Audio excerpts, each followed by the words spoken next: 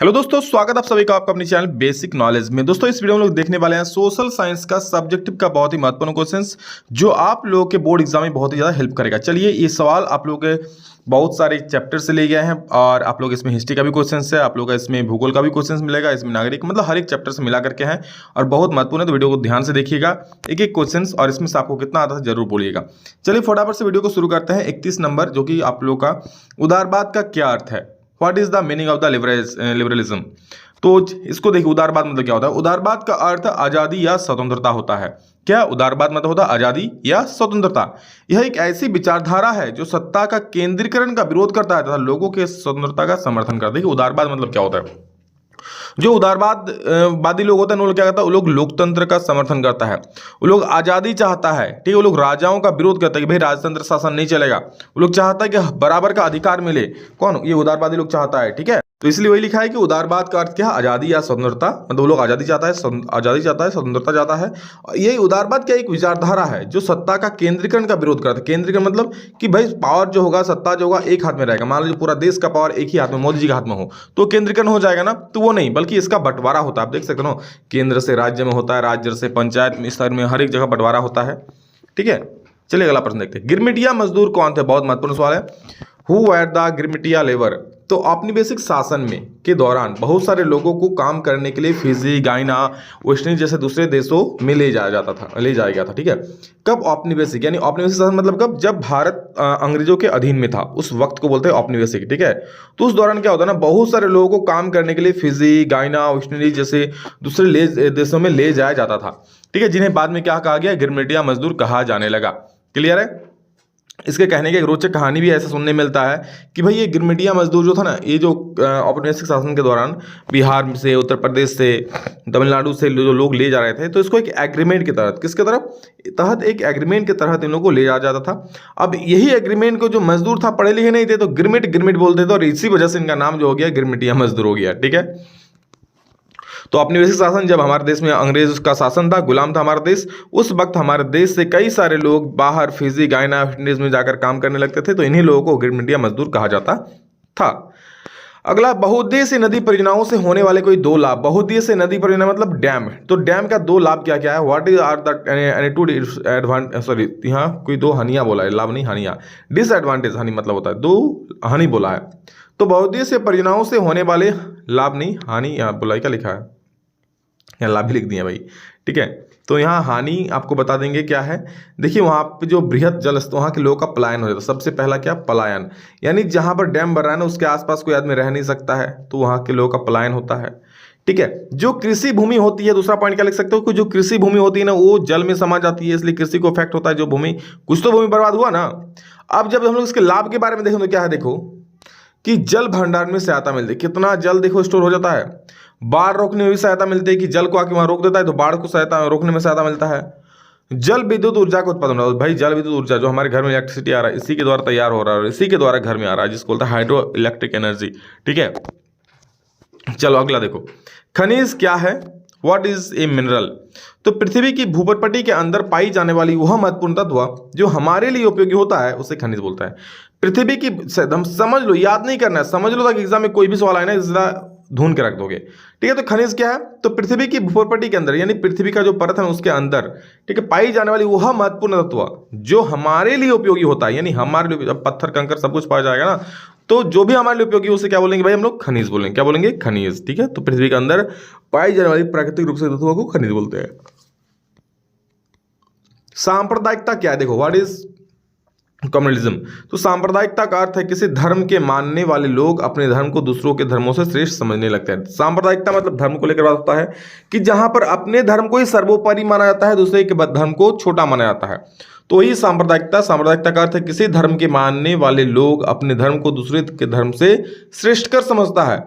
वे अपने धर्म का गुणगान गाता है, वे अपने धर्म के आधार पर समाज तथा देश को बांटने का प्रयास करते हैं, ठीक है। वो लोग क्या करता है? अपने धर्म के आधार की, भाई हम हिंदू जाति है, वो मुस्लिम जाति है, इस प्रकार मतलब जाति जाति में धर्म के आधार पर लड़ाई करवा देता है और देश को बांटने का प्रयास करता है। कौन लोग करता है? सांप्रदायिक लोग। तो जो सांप्रदायिक लोग होगा ना वो लोग अपने धर्म का बड़ा बोलबाला करेगा, ठीक है। तो समझ जाना वो सांप्रदायिक है, ठीक है। सांप्रदायिकता बोलता है भाई, आज सांप्रदायिक ना हो, बोलता है ना कहीं कहीं, तो आप याद रखना बेटा सांप्रदायिक, ठीक है। सांप्रदायिकता मतलब जो अपने धर्म को ही बढ़ा चढ़ाकर बोलता है। अगला हो गया है नारीवादी आंदोलन से आप क्या समझते हो? देखो, महिलाओं की शिक्षा और रोजगारों के अवसरों को बढ़ाने की मांग और उन्हें पुरुषों के बराबर अधिकार दिलाने की मांग करने वाले आंदोलन को नारीवादी आंदोलन कहते हैं। नारीवादी आंदोलन भाई नाम में ही लिखा है, मैं नहीं भी पढ़ाऊंगा तो भी लिख लोगे। कैसे लिखेंगे सर? अरे नारीवादी आंदोलन नारी के सपोर्ट में होगा, यानी नारी को बराबर का अधिकार दिया जाएगा, उन्हें पुरुषों के बराबर हक दिया जाएगा। तो ही तो लिखा है कि महिलाओं की शिक्षा और रोजगार के अवसरों को बढ़ाने की मांग। क्या? महिलाओं की शिक्षा और रोजगार के अवसर को बढ़ाने की मांग और उन्हें पुरुषों के बराबर अधिकार दिलाने की मांग करने वाले आंदोलन को नारीवादी आंदोलन कहते हैं। मैं फिर से कह दूं शॉर्ट में कि पुरुषों के बराबर, नारियों को पुरुषों के बराबर अधिकार दिलाने वाले आंदोलन को नारीवादी आंदोलन कहा जाता है, ठीक है। जिसमें उनका शिक्षा रोजगार के प्रति बराबर की मांग मांगी जाती है। बल्कि अभी तो भाई महिलाओं के लिए रिजर्व रहता है, बराबर की क्या, महिलाओं के लिए सीट रिजर्व रहता है। वो तो अपना सीट ले ही सकता है, साथ ही साथ जो पुरुषों का सीट उसको भी ले सकता है अगर कहीं नौकरी हो रहा है तो। यह महिलाओं के ऊपर है, वो हर प्रकार के शोषण का विरोध करता है, ठीक है। यह महिलाओं के ऊपर हर प्रकार के शोषण का विरोध करता है, ठीक है। कौन? नारीवादी आंदोलन क्या करता है? महिलाओं के ऊपर जो भी शोषण हो रहा है, ठीक है, तो उनका क्या करता है? विरोध करता है। अगला है साक्षरता दर को परिभाषित कीजिए। साक्षरता दर, तो देखो क्या होता है साक्षरता दर। साक्षरता दर का अर्थ होता है पढ़ने लिखने में सक्षम होना। साक्षरता का, अच्छा साक्षरता दर तो बाद में देखेंगे, सबसे पहले साक्षरता देखेंगे। साक्षर मतलब पढ़ा लिखे लोग, पढ़े लिखे लोग को क्या बोलेंगे? साक्षर बोलेंगे, बोलेंगे ना। तो साक्षरता का अर्थ होता है पढ़ने लिखने में सक्षम होना। क्लियर है? किसी भी देश अथवा राज्य की साक्षरता दर वहां के पढ़े लिखे लोगों तक कुल लोगों के अनुपात को दर्शाता है। यह प्रतिशत में होता है। क्या बोला? साक्षरता दर क्या होता है? साक्षरता होता है कि पढ़े लिखे लोग, ठीक है। साक्षरता का होता है पढ़े लिखने में सक्षम होना, पढ़ने लिखने में सक्षम होना। अब किसी भी देश की साक्षरता दर, ठीक है, क्या होता है? वहाँ की राज्य का, किसी भी देश की अथवा राज्य की साक्षरता दर वहाँ के पढ़े लिखे लोगों की कुल संख्या, जितने पढ़े लिखे लोग हैं बटा लोगों की कुल संख्या के अनुपात को दर्शाता है। यानी वहाँ पे पढ़े लिखे लोग कितना लोगों में है और उनमें से कितना पढ़े हुए लोग हैं, इसको प्रतिशत में दर्शाता है, यानी 100 से गुना हो जाता है, ठीक है। जैसे मान लो किसी देश में 1000 लोग हैं, मैं एग्जाम्पल मानता हूँ, उसमें से 15 को पढ़े लिखे हैं, तो 15 कुल लोग हैं 1000, ऐसे गुना कर देंगे 100 से, तो इसका साक्षरता प्रतिशत निकल जाएगा। क्लियर है? विश्व व्यापार संगठन के किन्हीं 2 कार्यों के लिए बहुत महत्वपूर्ण सवाल है। WTO जिसको तो वर्ल्ड ट्रेड ऑर्गेनाइजेशन, इसका 2 कार्य लिखना है, तो याद रखिए ध्यान से। Wide and 2 functions of the World Trade Organization WTO। तो 2 क्या क्या है? सबसे पहले अंतर्राष्ट्रीय व्यापार को बढ़ावा देना। वर्ल्ड ट्रेड ऑर्गेनाइजेशन का अगर सबसे पहले मैं बात करूं ना, तो क्या होता है? ये होता है अंतर्राष्ट्रीय व्यापार। भाई विभिन्न अंतर्राष्ट्रीय मतलब क्या? विभिन्न देशों के साथ जो व्यापार होता है उसको बढ़ावा देना।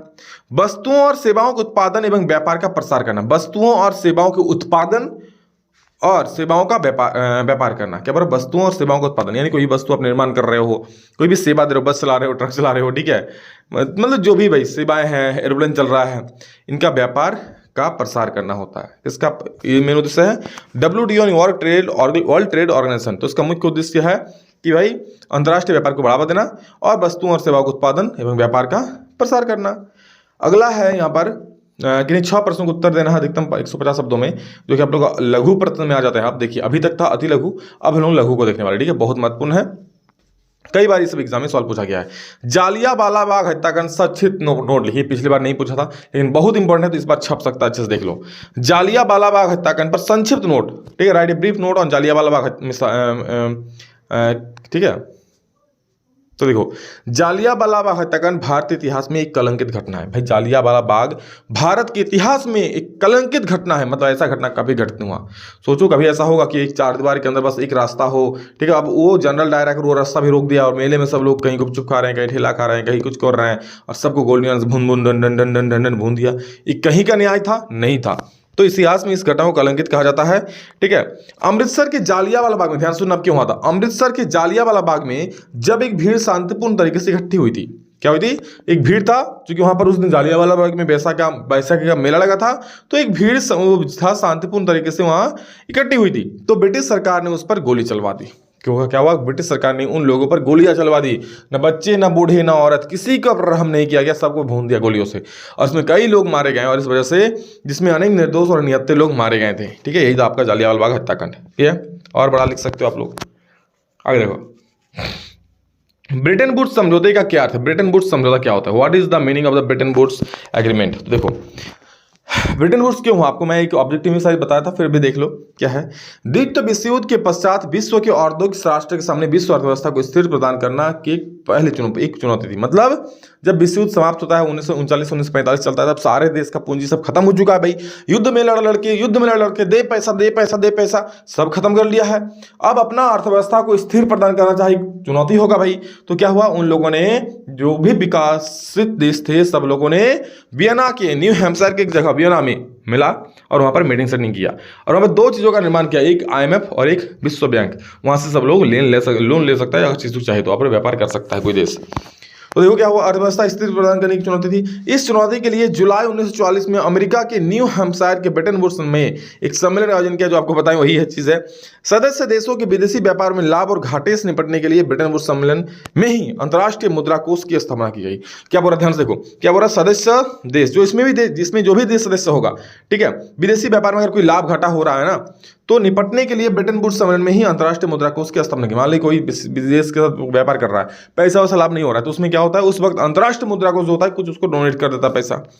इसी समझौते को ब्रेटन वुड्स समझौता कहा जाता है। मतलब ब्रेटन वुड्स समझौता मतलब क्या, अमेरिका के विकसित देश के लोग द्वितीय विश्व युद्ध के बाद अपनी अर्थव्यवस्था को तेज गति प्रदान के लिए क्या हुआ, सामने आया था, मतलब मिला था। ठीक है, अगला प्रश्न है, भारत में लौह अयस्क के किन 3 वितरण क्षेत्रों का नाम लिखे? तो 2 अयस्क के 3 वितरण क्षेत्र क्या क्या? कर्नाटक है, झारखंड, कर्नाटक और उड़ीसा भी लिख सकते हो, छत्तीसगढ़ भी लिख सकते हो, कोई दिक्कत नहीं है। अगला है, कृषि आधारित उद्योग और खनिज आधारित उद्योग में क्या अंतर है? उदाहरण सहित लिखिए। तो देखो, सबसे पहले हम लोग देखें कृषि आधारित उद्योग में, तो यहाँ पहला कृषि आधारित उद्योग यानी जो उद्योग कृषि पर डिपेंड हो। तो देखो, कृषि आधारित उद्योग वे उद्योग है जो कच्चे माल के रूप में वनस्पति, जंतु आधारित उत्पादों का प्रयोग करते हैं। तो कृषि मतलब ही तो होता है ना कि भाई अगर आप सब्जी लगा रहे हो तो भी कृषि, और कोई अगर बकरी पालेगा तो भी कृषि बोलते हैं, जंतु पाले तो भी इसको कृषि के अंदर ही ले लेते हैं। ठीक है, तो ये उस आधारित उत्पादों पर प्रयोग करते हैं। उदाहरण के लिए खाद्य संसाधन, सूती वस्त्र आदि, ये सभी आपका क्या है, कृषि आधारित उद्योग है।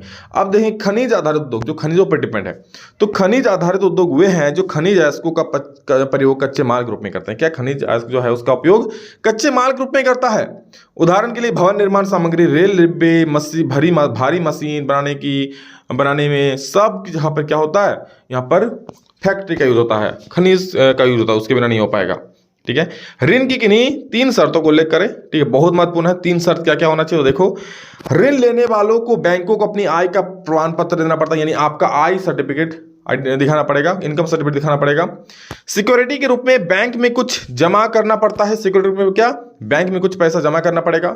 ऋण लेने के लिए गारंटर का होना आवश्यक है। भाई आप ऋण लेने जाओगे ना, अपने दोस्त को गारंटर लेके आना, लेकिन हाँ ध्यान रखना, अगर आप ऋण ना ले पाओ तो आपका दोस्त को उठा के ले जाएगा, पकड़ के ले जाए। इसलिए आप भैया किसी का गारंटर बनेगे तो सोच समझ कर बनोगे, वरना आपका दोस्त आपको बेवकूफ डाल सकता है। भाई जाके लोन ले लेगा, आपको गारंटर बना देगा, फिर वो लोन नहीं चुकाएगा, आपको चुकाना पड़ेगा।